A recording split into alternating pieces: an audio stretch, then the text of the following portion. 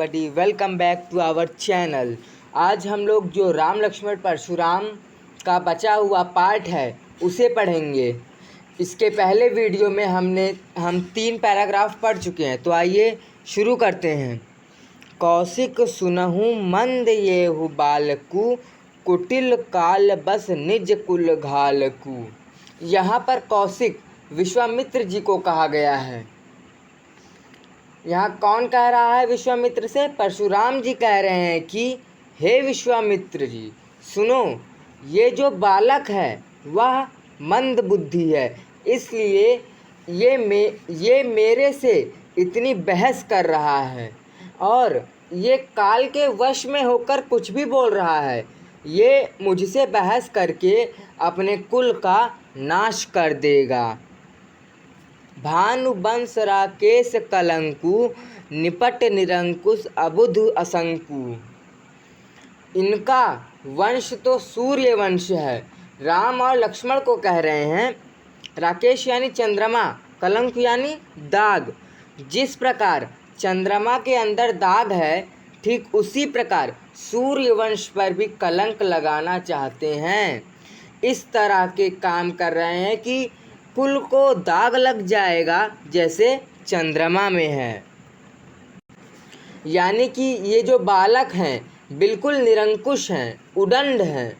अबूध मतलब उद्दीन, असंकु मतलब निडर हैं, कोई भी इनके अंदर डर नहीं है। काल कौलू होई छन माही, कहो पुकारी खोरी मोहि नाही। यानी काल का ग्रास काल के मुंह में चला जाएगा, यानी कि इसकी मृत्यु अब एक ही क्षण में हो जाएगी। खोरी मतलब बाद में। तो अब अगर मैंने इसका वध भी कर दिया तो बाद में मेरा दोष नहीं है इसमें।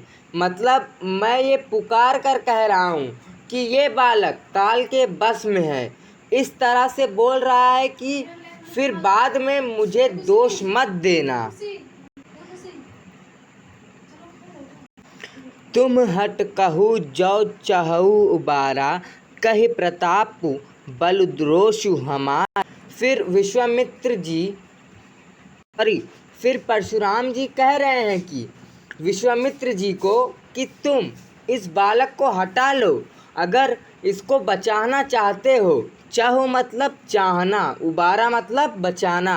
अब तुम ही इसे मेरे प्रताप, बल और क्रोध के बारे में बताओ। बल मतलब बल, रोष मतलब गुस्सा।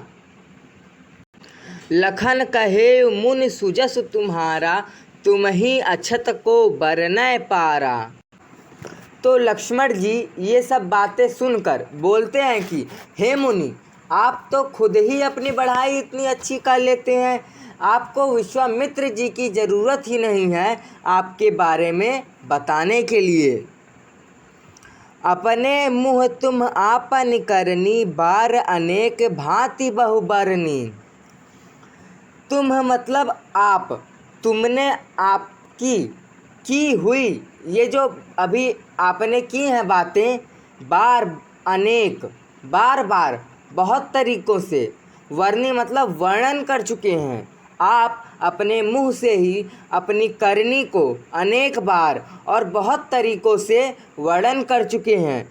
आज आप अपने प्रताप को खुद ही अपने मुँह से बताए जा रहे हैं। नहीं संतोष पुण्य कुछ कहू, जन रिस रोक दुसह दुख सहू।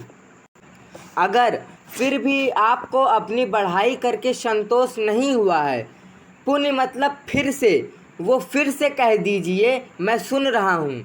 यानी मतलब मत रुकिए, आप मत रोकिए अपने क्रोध को। आप बहुत ही ज़्यादा दुख सह रहे हैं, इसलिए जो कहना चाहते हैं वो कह दीजिए, मैं सुन रहा हूँ। वीर व्रत तुम धीर अछोभा, गारि देत ना पावहु शोभा। आप तो वीरता के व्रत को धारण करने वाले हैं, धैर्यवान हैं, क्षोभ रहित हैं। आपको गाली देना शोभा नहीं देता, आपको अशब्द बोलना शोभा नहीं देता, क्योंकि आप वीर पुरुष हैं। सूर समर करनी करही, कहीं ना जना वाही आपू। सुर यानी कि वीर पुरुष, समर यानी कि युद्ध, मतलब कि जो वीर योद्धा होते हैं वे व्यर्थ में अपनी बढ़ाई नहीं करते, बल्कि अपनी वीरता पराक्रम को सिद्ध करते हैं। विद्यमान रन पाए रिपु, कायर कथई प्रतापु। विद्यमान मतलब हाजिर, उपस्थित होने पर भी। रिपु मतलब शत्रु, जो कायर होते हैं वो रणभूमि के अंदर दुश्मन के सामने अपने प्रताप का गुणगान करते रहते हैं। तो ऐसा काम कायर करते हैं जो दुश्मन के सामने होते हुए भी अपनी वीरता का बखान करते हैं। आइए आगे चलते हैं। तुम तो कालू हाँक जनु लावा, बार बार मोही लागी बुलावा। परशुराम जी के वचन को सुनकर लक्ष्मण जी कहते हैं कि तुम तो ऐसा लग रहा है जैसे जबरदस्ती बार बार काल को हाँक कर कि मेरे पास बुला रहे हो। हाँक मतलब जबरदस्ती, बार बार मतलब बार बार आप कहते तो हो मार दूंगा, पर प्रयत्न नहीं करते हो। सुनत लखन के बचन कठोरा, परसु सुधार धरेउ कर घोरा। लक्ष्मण जी के कठोर वचन को सुनकर परशुराम जी ने अपने फरसे को सुधार कर हाथ में ले लिया। परसु मतलब फरसा, सुधार मतलब ठीक करके, धैर्य मतलब धारण करना, कर मतलब हाथ में, घोरा मतलब कठोर। अब जन देई दोष मोही लोगु, कटुबादि बालकु बधु योगु। और बोले कि जितने भी लोग यहाँ पर हैं अब मुझे दोष मत देना, क्योंकि ये बालक अब मृत्यु के योग्य है, जिस प्रकार ये कटु वचन बोले जा रहा है। बाल बिलो की बहुत मैं बाँचा, अब ये हूँ मरनिहार भाषाचा। बाल बिलो की मतलब बालक जानकर, बालक समझकर, बाँचा मतलब बहुत समझाया बोलकर, साचा मतलब सच में ही। मैंने इसको बालक जानकर बहुत बचाया, पर ये अब सचमुच में ही मरना चाहता है। कौशिक कहा क्षमिया अपराधु, बाल दोष गुण गनहिन न साधु। विश्वामित्र जी कहते हैं कि जब देखा कि परशुराम जी बहुत ज़्यादा गुस्से में आ गए हैं तो विश्वामित्र जी कहते हैं क्षमिया मतलब क्षमा कर दीजिए। विश्वामित्र जी बोलते हैं कि इस बालक के अपराध को क्षमा कर दीजिए। कोई भी साधु बालकों के गुण, दोष व गलतियों को नहीं गिना करते। आप तो साधु हैं, इसलिए आप इसके दोष पर ध्यान ना दें। खर कुठार में अकरुण को ही, आगे अपराधी गुरुद्रोही। विश्वामित्र जी की बात को सुनकर परशुराम जी कहते हैं कि मैं अकारण ही क्रोध नहीं कर रहा हूँ, मैं किसी कारण के अपने कुल्हाड़ी को उठा नहीं लिया। आगे जो अपराधी है वो मेरे गुरु का द्रोही है, उसे मारे बिना मैं कैसे छोड़ दूँ उसे।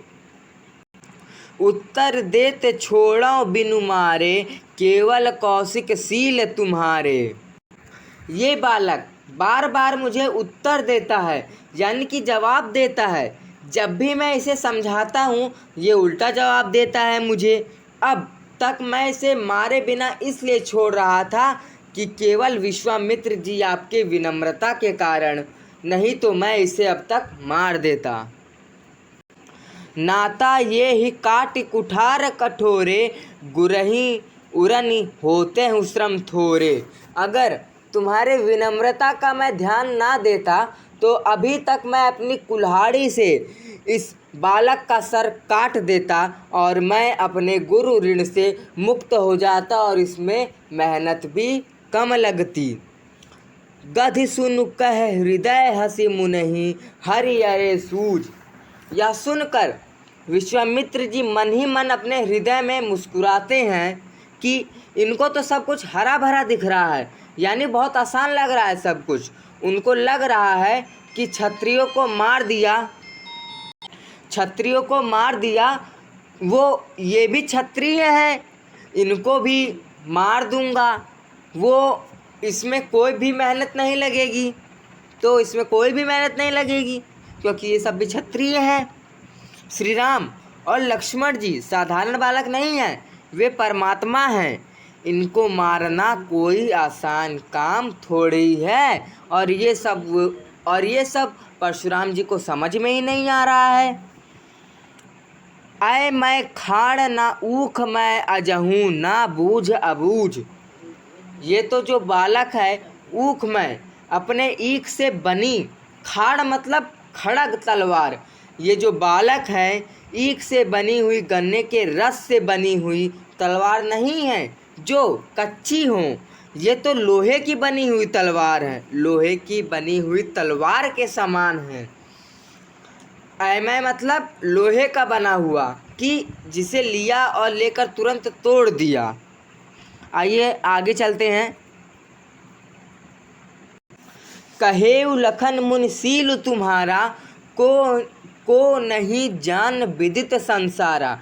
अब लक्ष्मण जी कह रहे हैं कि हे मुनि, आपके विनम्र स्वभाव को कौन नहीं जानता, यानी कि सारा संसार जानता है आपके विनम्र स्वभाव को।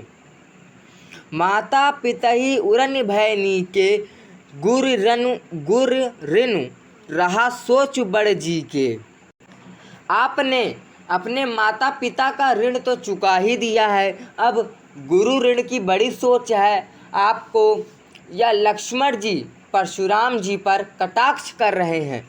परशुराम जी ने अपनी माता का खुद ही वध कर दिया था और इनके पिता की मृत्यु भी इनके ही कारण हुई, तो माता पिता का जो ऋण है उससे तो ये मुक्त हो गए हैं, इसकी चिंता अब उनको नहीं रह गई। अब इनको गुरु ऋण की चिंता है, वो कैसे उतरेगा। सो जनु हमरे ही माथे काढ़ा, दिन चली गए ब्याज बड़ बाढ़ा। अब तो आपने गुरु ऋण हमारे ही ऊपर मढ़ दिया है, यानी हमारे सिर पर निकाल दिया है। तो एक काम करिए, आपने गुरु ऋण बहुत समय से नहीं चुकाया, उसका ब्याज बढ़ गया होगा, तो कितना ब्याज है बता दीजिए। यहाँ एक दिन की बात नहीं हो रही है, दिन मतलब बहुत दिन बीत गए और ब्याज बढ़ गया होगा। अब अनिया व्यवहारिया बोली, तुरंत देव मैं थैली खोली। तो आप एक हिसाब किताब वाले को बुलाइए, जितना हिसाब होगा मैं अपनी गठरी खोलकर उसे दे दूंगा।